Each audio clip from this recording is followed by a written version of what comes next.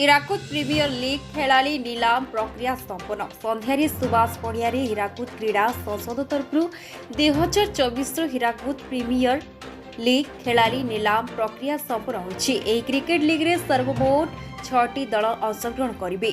Golden ହୀରାକୁଦକୁ ରବି ନାରାୟଣ ଅଗ୍ରୱାଲ, ଅନ୍ଧାରୀପାଟ ଫାଇଟର୍ସକୁ Umashankar Gaud, friend circle ହୀରାକୁଦକୁ ପ୍ରଦୀପ ପଣ୍ଡା, ଏପି ହଣ୍ଟରକୁ ଅମିତାଭ ପରିଡ଼ା, सुल्तान वारियर को एमडी आसिफ और केवीएस वारियर को क्षीरोद बेहरा विकास लुहरा किड़ी। ए अवसर क्रीड़ा संसद सभापति गणेश पलाई, कार्यकारी सभापति सचिकांत मिश्र, संपादक प्रताप तांडी, क्रिकेट संपादक विघ्नेश्वर पाणिग्राही, क्षीरोद नायक, जीएन मिश्र, बेनुआ सलेम, जटाधारी छंदा, राजू महाकुट, सतनामी सिंह, अनिश साहू, सुदेश नाग, टीटू और समेश शर्मा प्रमुख उपस्थित थे।